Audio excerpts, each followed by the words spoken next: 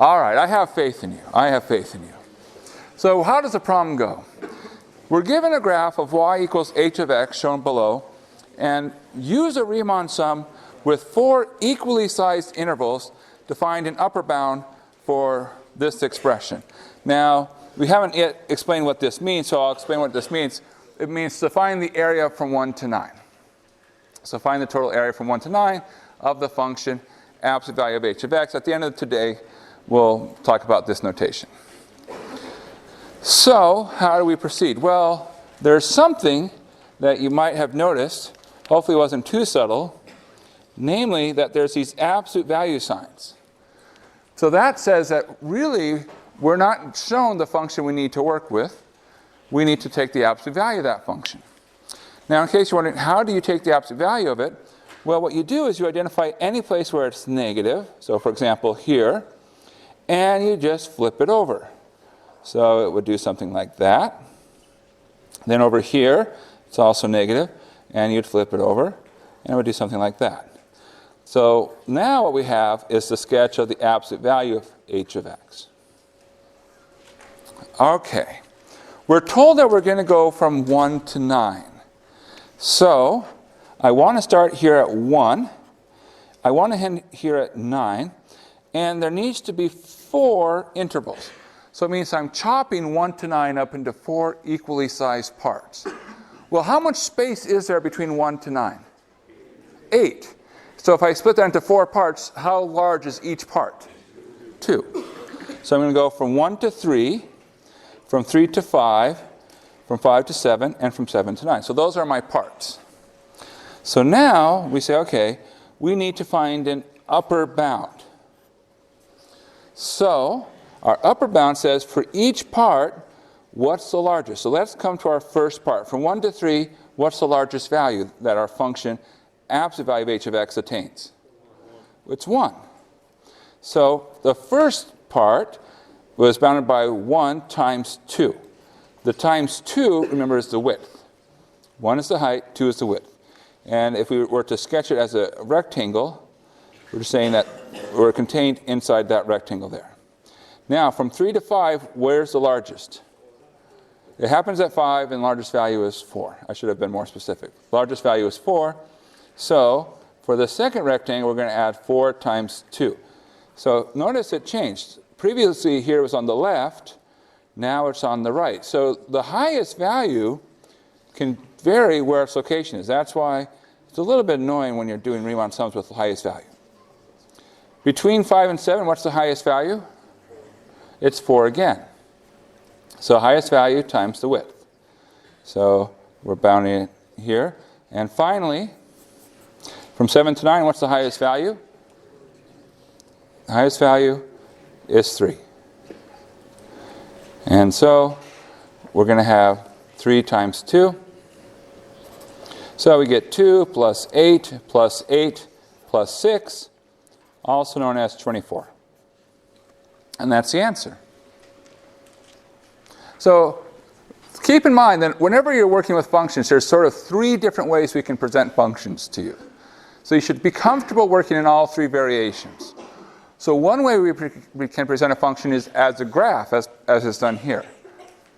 Another way we can present it is we can present it as an expression like y equals x squared plus 2x.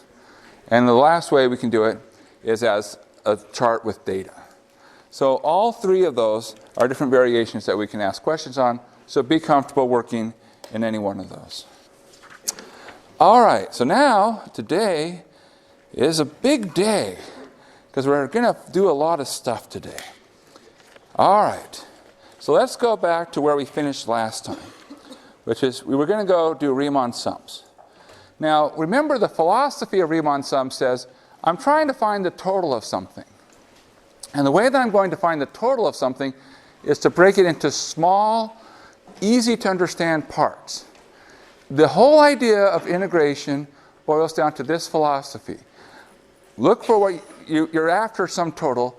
Take what you're after, break into small parts, each part of which you can do, you can find the answer for.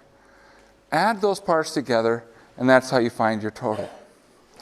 Now, we're going to think of our total as being area, or more precisely, as area with quote marks around it. Now, the reason we add the quote marks is because we are going to allow for negative things to come into play. Usually when we think of area, that's a measurement of something, which is not negative. But totals can be negative. So that's okay to have negative integrals. The reason why totals can be negative, well, just think of, say, a bank account. Occasionally, that goes negative. That's a total, sometimes. So what we see here is we have this curve, and this curve is some function, and we're trying to find the area, and we've split up from A to B into little parts. So in other words, we've broken up our inputs from A to B into little tiny pieces. And what we'll do is for each interval, we'll just pick a point. So let's say this is the kth interval. In the kth interval, there's a width, which is delta k, and there's a height, which you find by plugging some point in. So that's your f of xk. So you pick a point here, you plug it in, and there's your height. So f of xk delta k is the area of that one little rectangle, and then you add the rectangles up. Now, of course, the rectangles are just an approximation because there's going to be a little bit of error because your shape isn't exactly a rectangle. But what happens is as you make your rectangle smaller, the error gets smaller as well because your rectangles do a better job of approximating your shape. So there's a really particular case we want to focus on. This is the one that we pay most of our attention to because you're probably looking at this expression, how do we get from here to there? So the idea of the limit as n goes to infinity, that just says make your rectangle skinnier. That's not so surprising. The reason we say area in quotes, again, we could allow for negatives. Here what we're saying is the most convenient way to break things up from A to B is to break it up so they have equal widths. So we did this a few minutes ago when we talked about how we were going from 1 to 9. We said, okay, how much space is there between 1 to 9? And we said 8. Well, that would be your B minus A. So that's the distance from A to B. Then I said, okay, well, we're breaking into 4 parts. How big is each part? And he said, oh, it was 2. Well, the way you did that is you took that width, B minus A, and you divided it by the number of parts, 4. So this B minus A over n, this part right here is your delta k. That's what would happen if you took your interval from A to B and broke it up into n equally sized parts. Each part would have size B minus A over n. Now the next part is this sort of crazy looking expression. This A plus B minus A over n times k. Now what this is what's happened here is you start at A, because that's where you start, and then you're going to move B minus A over n k times. So what's happening, let's say we start with k equals 1. If you move over once, you'd be at that point right here. If you move over twice, you'd be there. If you move over 3 times, you'd be there, and so forth and so on. So what's happening is that this is the right endpoint of the kth strip. So in other words, this is your x sub k. And it's just saying pick the right one because, at least it has the word right in it, so you're probably somewhat correct. So that's what it is. It's just a fancy way of saying f of xk delta k by making sure we break things up equally. Now we're going to do the following. We're going to actually do area using this approach in a couple of cases. Some things we'll do geometrically, some we'll do with summation, and a few of them we'll do with both. And we're going to focus on the really nice case where A is 0. Now if you go back down here and you put in A equals 0, you'll see, for example, B minus A over n becomes B over n, so that's good. Here, the 0 goes away, so it's B over n times k, so that's where the bk over n goes. So this is the special case of A equals 0. So we're looking for the area from 0 up to B for some various functions. And to help us out, we've written down some summations. And these are summations that we talked about last time. At the very least, We did 3 of these summations last time. We'll go on faith that that one is correct for now. So let's see what happens. So let's start with the first one. So we're looking for the area of f of x between 0 and b. So in case you're wondering, what does that curve y equal 1 look like? It looks like that. And now what we want to do is we want to find the area from 0 to b. So it's been shaded in here. So again, I'll put 1 here. But I'm looking for the area from 0 to b under the curve 1. Now, let's use geometry. What shape do we see? A rectangle. Well, what's the height? 1. What's the width? B. So by geometry, well, the area is 1 times b, which is b. So, we're done with the geometry part. But we said, no, we're going to do it both ways. Geometry and as a Riemann sum. Okay, so let's just remind ourselves, what do we need to do? We're doing this Riemann sum here. So we want to look at the limit as n goes to infinity of b over n times the summation k equals 1 to n of f of b times k over n. All right. So our function here, y equals 1, this is our f of x. So what is f of bk over n? What do I get when I plug b times k over n into this function? It's always 1, because our function is always 1. So that's a pretty good function to work with. Now, do we know what happens when we add 1 up n times?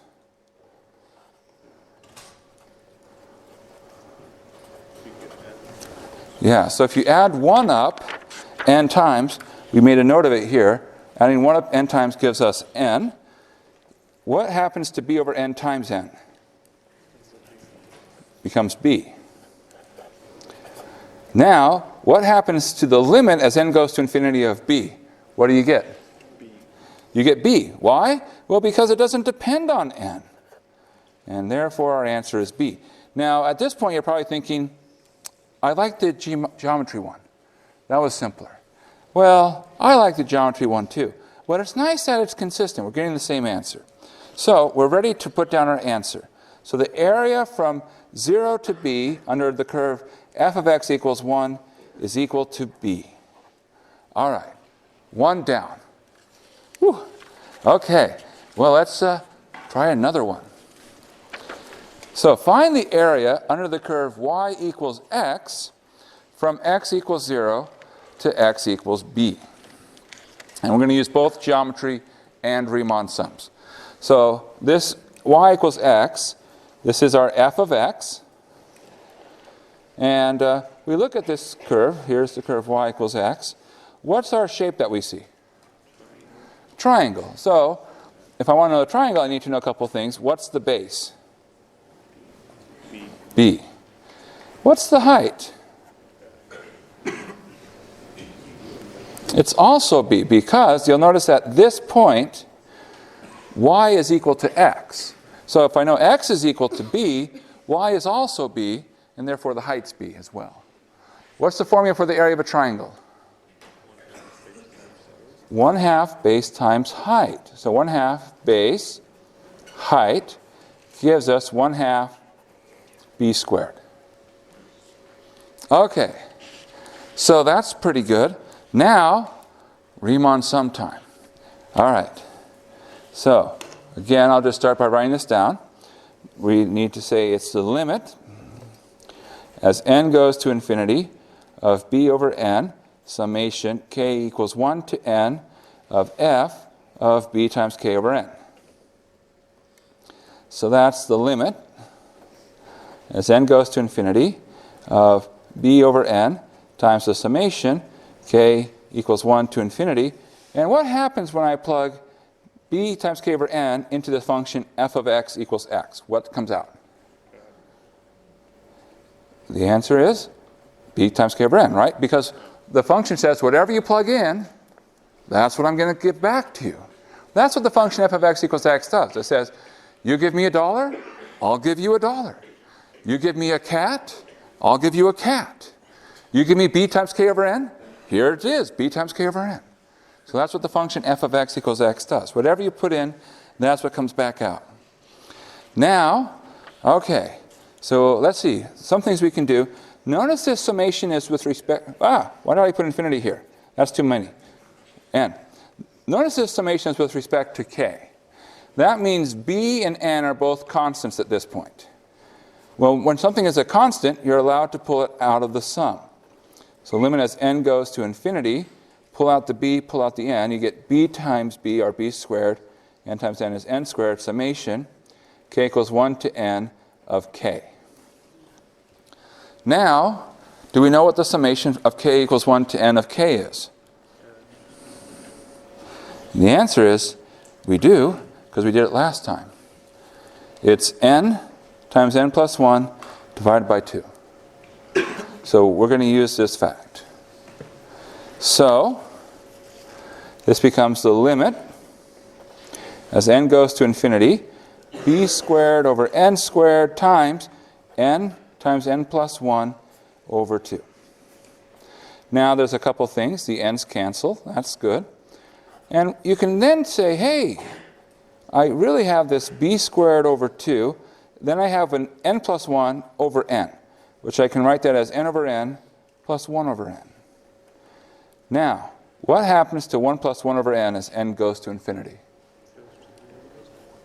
Goes to 1. The 1 over n goes to 0, so the 1 plus 1 over n goes to 1, and therefore we're left with b squared over 2, or 1/2 b squared. They match. Because, of course, we're finding the same thing. One of them is finding area using a geometrical argument. One of them is saying, okay, let's do this Riemann sum and take a limit. But they both find the same thing. So it's good that they match. Gives us some belief that it works. 1/2 b squared. Now we're going to go to our next one on our list. Okay. Find the area under the curve y equals x squared from 0 to b using Riemann sums. Notice that there's no geometry here, because this is not some shape which has a nice formula for it. Well, it will have a nice formula for it, as we're about to discover, but the formula itself is not like a triangle or a rectangle, so it's not immediately obvious what should it be. So we have our x squared. This is our f of x in this case. So we're skipping right up into our Riemann sum. So again, I'm just going to put it here so I can write it down. Limit n goes to infinity, b over n, summation k equals 1 to n of f of b times k over n. So, what does this become? Well, what happens when I plug b times k over n into my function? Yeah, because this function says whatever you plug in, you square it. So it's going to become the summation k equals 1 to n of b times k over n quantity squared. Now there's a couple things you can do. This becomes limit as n goes to infinity. You can pull out anything that doesn't depend on k. So this becomes b squared times k squared over n squared. So the b squared you can pull out, putting it up to b cubed in front. The n squared you can pull out, putting it up to n cubed in front. Then you have the summation k equals 1 to n of k squared. And now the question is, do we know what the summation from k equals 1 to n of k squared is? The answer is yes. At least we're going to be led to believe that this is true. That if you add k equals 1 to n of k squared, it's this expression. All right. Now don't worry, you don't have to memorize this expression. It's just written down for convenience. So I have it here in front of me, so I'm just going to refer to it. So this becomes the limit as n to infinity of b cubed over n cubed, and then the expression is n times n plus 1 times 2n plus 1 all divided by 6. Okay, what's some things we can do to simplify? We can cancel an n. So that gets us down to 2 n's downstairs. The other thing we can do is we can take that one remaining n and sort of redistribute it. So there's a b cubed and a 6. So notice I have an n plus 1. So I'm going to put one of my 2 n's underneath that. And if I do that, I'll get 1 plus 1 over n. Then I have a second n, and I'll put underneath the 2n plus 1. And if I do that, I'll get 2 plus 1 over n. So again, I'm taking this n squared downstairs, and I'm rewriting the n plus 1 over n as 1 plus 1 over n, and the 2n plus 1 over n as 2 plus 1 over n. What happens to our first piece, that 1 plus 1 over n? What does it do as n goes to infinity? It goes to 1. What happens to the second piece? Goes to 2. So we get b cubed over 6 times 1 times 2, which simplifies to 1/3 b cubed. Okay, nice. So it turned out that even though there's not a nice geometrical shape, that's actually a pretty nice answer. Because we started off with x squared, and it ended up being a cube. Then there was this factor of 1/3 showing up for some interesting and hopefully good reason. So, updating our list. 1/3 b cubed. Now, of course, if you were a person who likes patterns, you might say, hey, notice that this becomes 1 over 1b. Yeah, that is interesting, isn't it? We'll get to that. We'll get to that. But there's still 2 more entries to fill in, which means we have more to do. Okay. Find the area under the curve y equals e to the x from x equals 0 to x equals b using Riemann sums. So this is the picture, y equals e to the x. All right. So we want to find how much area is there in this shape. Well, we're going to do it not by geometry, because there's not a clear way to proceed by geometry, but we'll do it by doing Riemann sums. Okay, so let's start. So we're going to start like we did before. We have our formula. So this becomes the limit as n goes to infinity of b over n summation k equals 1 to n of f times b times k over n. All right, so that's our formula for finding the area by use of a Riemann sum. Okay, well, let's think of what we have here.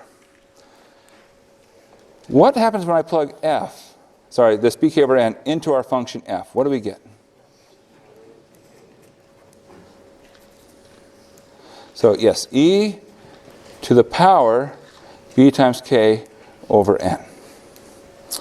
Now, at this point, you're probably saying, ha ha ha, he's going to be stuck because there's nothing he can do there. Mwahaha. Well, I am about to mwahaha right back. Okay, so the question is, how can I think of e to the power bk over n? Now, for me, the key thing is, what's my, right now, variable? The thing that's changing. The thing that's changing is my index, that k.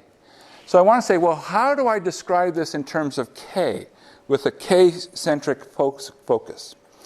The way I do it is I do the following.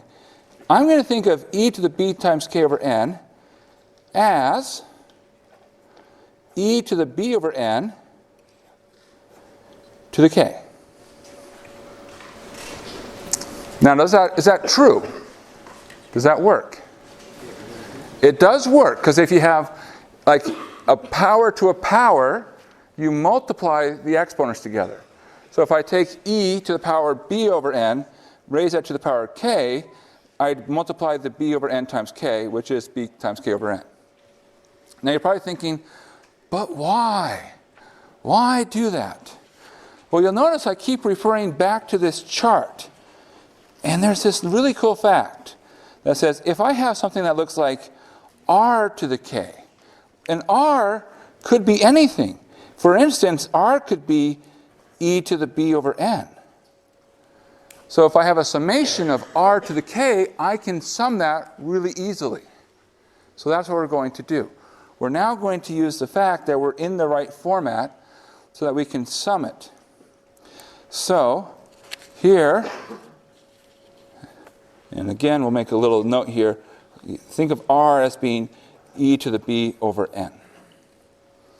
So when we apply the formula that allows us to do a sum, what do we get? Well, we get the following. This becomes equal to limit as n goes to infinity of b over n. And now the summation is gone, and it becomes, all right, I'm going to make a little note here. The summation k equals 1 to n of r to the k is r to the n plus 1 minus r over r minus 1. That's just for reference. It becomes, we're going to be careful here,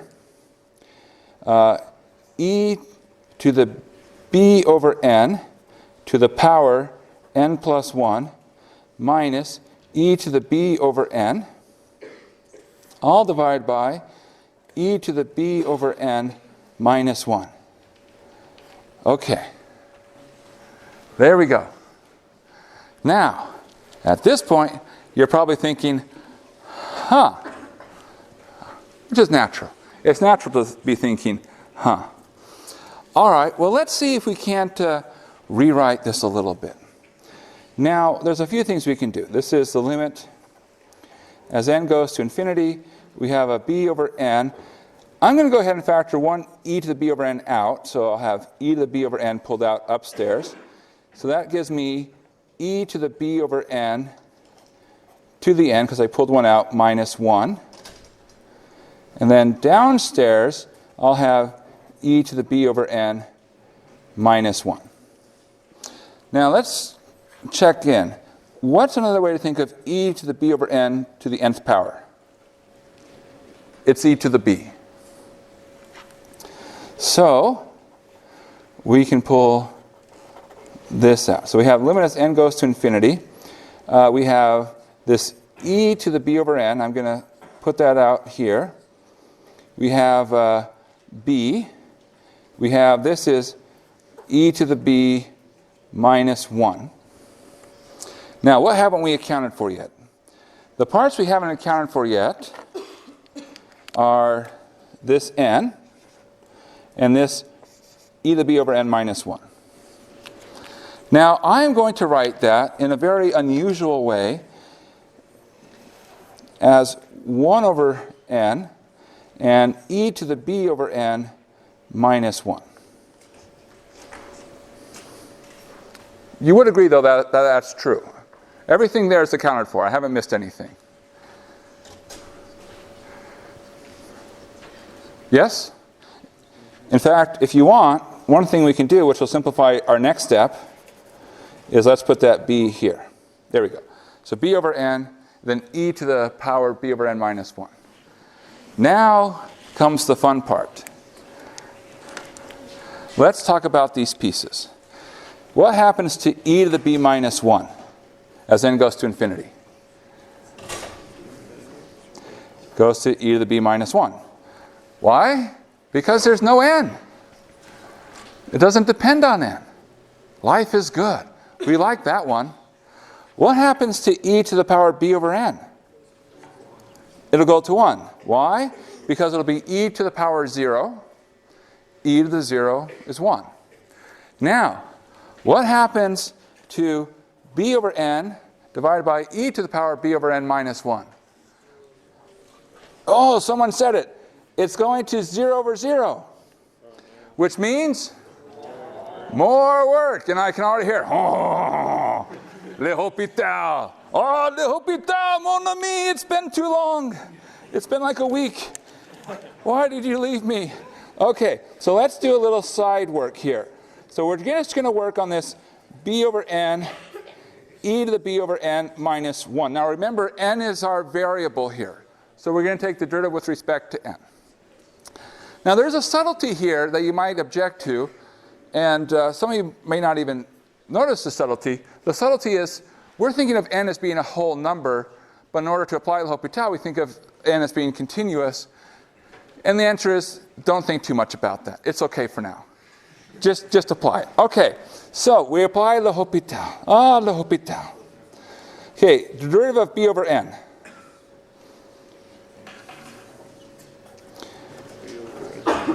It'll be negative b over n squared. Because I can think of it as really b times n to the negative 1 power. The negative 1 power comes down. That's where the negative comes from. N to the negative 2 makes it an n squared. All right, downstairs. Well, when I take the derivative of negative 1, it'll be 0. The derivative of e to the b over n. Well, e to the b over n, derivative of that will be e to the b over n, because that's how you always start. Then you multiply it by what? The derivative of b over n, which we just did. And you'll see, oh wow, those two derivatives of b over n cancel out. And what happens to this as n goes to infinity? Goes to e to the 0 downstairs, which is 1. So this part, actually with a little bit of work, goes to 1. Let's put it all together. What do we end up with?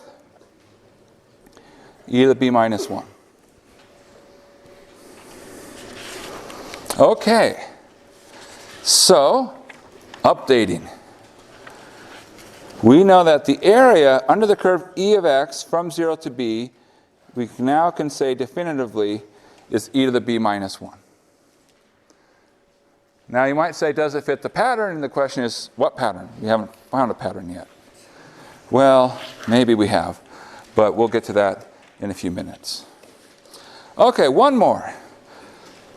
The square, y equals the square root of 1 minus x squared from x equals 0 to x equals b, but we're going to use just geometry. Now you might say, why can we get away with geometry here? Well, y equals the square root of 1 minus x squared isn't just anything. What is it? It's a circle. And it's not even just any circle. It's like the circle, the unit circle, the best circle of all. So, if this point is at b, that's the x-coordinate. The y-coordinate is at b, comma, square root of 1 minus b squared. Because I plug in, this is my function, so I'm plugging b into that function to get the y-coordinate. Now let's think of this area as being two parts. So one part here is this triangle. So here's this triangle. What's the area of a triangle? What is it? 1/2 base times height. What's the base? B. What's the height? Square root of 1 minus b squared. So the area of 1 would be 1/2 times b times the square root of 1 minus b squared. Okay, well that's not so bad. We were making it sound like it was complicated. Well now, there's the second part. So the second part is this other piece. Now this is not a triangle, but what is it? It's like a wedge of a circle. So you might think of it as like if you, depending upon what your favorite circular object thing is to eat. Maybe you like a pizza. It's like a slice of pizza. Or maybe you're in a Thanksgiving mood. It's like a slice of pie. Or maybe, who knows, I don't know. Whatever circular object you like to eat. Now, so we should talk about this for just a moment. If I have a wedge of a circle, let's say this is my angle theta, and I want to ask the question, how much area is there in this wedge of the circle? Well, the formula is not so bad. So let's say this has radius r. What you do is you say that the ratio of theta versus how far away it is compared to a full revolution. So theta versus 2 pi, that's the proportion that's inside that wedge. That's the percentage amount, if you will. So that's got to equal whatever the area is over pi r squared. So if you rearrange this, you get that the area is equal to, and the pi's cancel, it's 1/2 times theta times r squared. Now in our case, we're a unit circle, so what is r? 1. It's 1. So our area is 1/2 the angle. So if I can find this angle, then I know the area. I just multiply it by 1/2. So okay, so now I've reduced my problem to saying, what's that angle? And I've got to figure it out in terms of b. So let's go back to this point. So let's call this angle here for just a moment alpha. What's true about this location in terms of alpha? Now we're going to test your trig knowledge. Do you remember? If this is the angle alpha, this point is, rhymes with Schmoshine. Yes, cosine. Alpha. Do you know the other one? Sine alpha.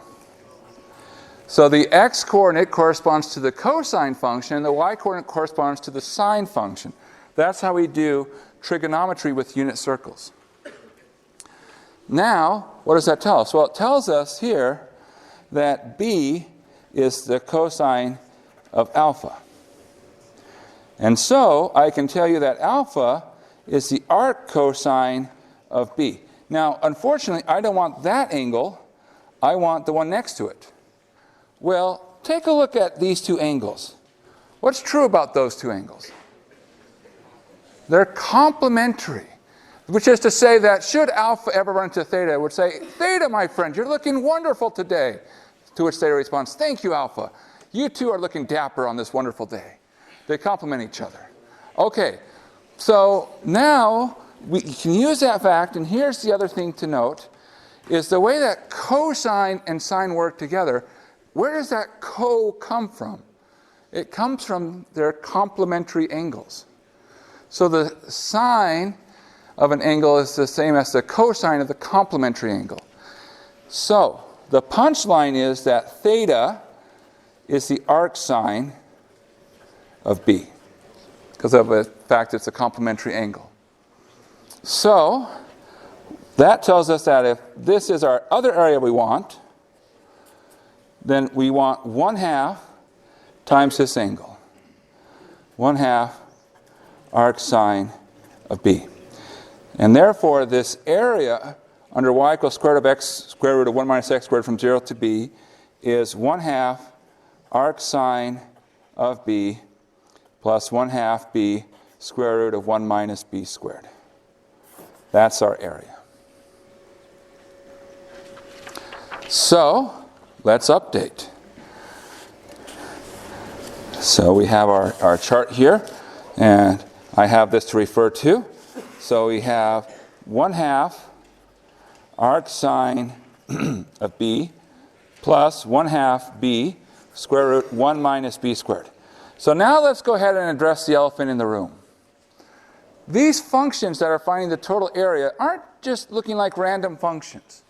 So let's suppose we imagine that instead of having b, let's call these x's. So this is x, 1/2 x squared, 1/3 x cubed, e to the x minus 1, and something terrible. So what's the derivative of x? 1. What's the derivative of 1/2 x squared? X. What's the derivative of 1/3 x cubed? X squared.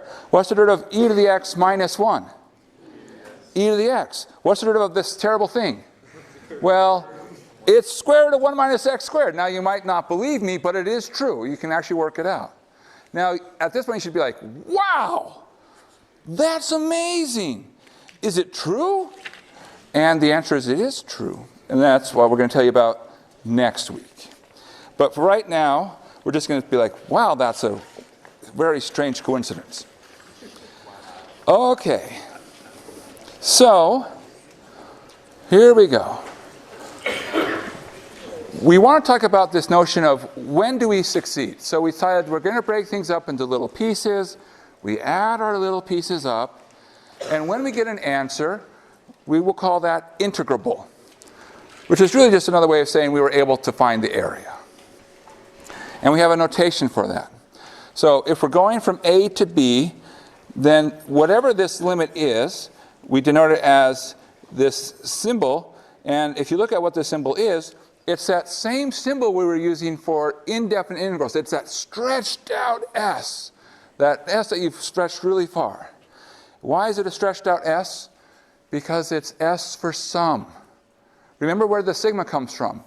S is for sigma because sigma starts with S, and sums start with S. So you should always think integration is about adding things up. Okay, so it says add up from A to B, f of x dx. And you'll notice that the dx, that's sort of saying the width. A small width, f of x is the height. You really need to pay attention to notation because it's going to be very important, especially in a year from now when you're doing multivariable calculus. Now, we call this the definite integral. We've already talked about the indefinite integral, and so you want to be careful to distinguish the two. A definite integral is about finding a number. In particular, you're looking for a number which corresponds to the total going between A to B. An indefinite integral is about finding a function. And not just a function, rather a whole set of functions, because you have a plus c. So they're sort of somewhat different in what you're looking for. Are you looking for a number, or are you looking for a function? And the thing is, you say, do I see bounds here? We call these the bounds, A to B. All right, so there's a few things to note about the properties here of definite integrals. So one thing we have is the following. If we go from A to B of f of x dx, it's the negative of if we go from B to A of f of x dx. Now, what's going on here? Why is this true? Well, essentially what happens here is it's saying that this real number line that we've been working with for our whole time in mathematics has an orientation. In other words, I know which direction I can go. I can either be going up towards positive infinity or going down towards negative infinity. And so I need to know which direction I'm traveling. So in some sense, when we have a sign coming into play, that sign is all about what orientation are you. So that's one way to think about what negatives are. Another way to think about it in terms of the expression is you could think of it as if I go backwards, I'm subtracting a small value minus a large value causes it to be negative. So okay, so if you flip the sign, introduce a negative. And then there's other reasons why you want that. Now, suppose you go from A to A. And I say, what's the total amount? And the answer is there's no amount. You haven't accumulated everything. Because it's sort of like if you go into a bank, you put $1 in, and then you say, okay, I'd like my money back, and they give you $1. You say, well, what about my interest? Well, you haven't let it accumulate. There's nothing to build up. So if you want to have something, an answer that's not zero, you got to at least give it some time. So the integral from a starting point to the same starting point will always produce 0. So that's a useful thing to remember. Integration is linear. Now, this should not come as a surprise. In fact, you would be shocked if it wasn't. The reason that this should not come as a surprise is because integration at the end of the day boils down to arithmetic. You're adding stuff up. So since when you add stuff up, that respects these properties. It says, oh, I can sort of break up how I add things. Then, lo and behold, I can break my sums into 2 parts, and I can pull constants out. Okay. Now this one is a fun one. The integral from A to B of f of x dx plus the integral from B to C of f of x dx is the integral from A to C of f of x dx.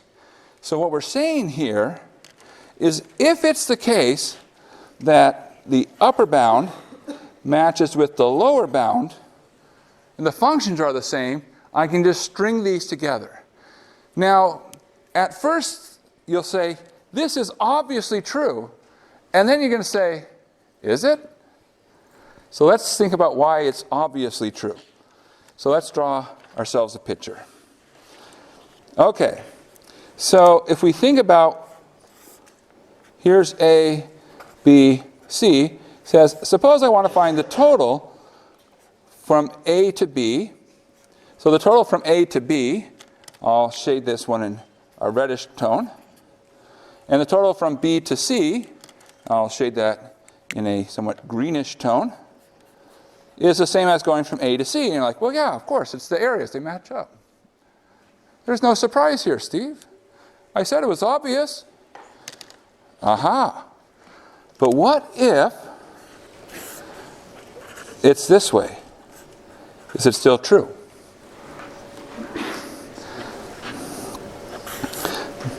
Now you're probably thinking, I hadn't thought about that. Well, let's think about it. What are we after? Well, A to B does what? Goes all the way to A to B. What does B to C do? Well, B to C, notice what's happened here. The order is reversed. So in this case, when I do the integral from A to B of f of x dx, and I add B to C of f of x dx, I say, well, wait a second, my orientation is wrong, because I like to go from the low value to the high value. I flip the orientation. What happens when I flip orientation? We subtract. So this becomes really integral A to B of f of x dx. Then you subtract off what you did from C to B of f of x dx. And now you say, okay, so if I go from A to B and I subtract this part off, what's left is from A to C. And so it works out. So it actually is a really cool property. And so you don't have to keep track of how A, B, and C relate to each other. It's always true, regardless of which one comes first, which one comes second, and whichever one got left out at the end. Now there's one last property. And this one is kind of one of the ones when you see it, you're like, of course it must be true. Suppose that f of x is bounded between two numbers, little m and big M. Then it has to be the case that if I look at this expression, 1 over b minus a integral from a to b of f of x dx, it's always between little m and big M. And I'll justify this with just a little bit, just give me 30 seconds here. Good punchline.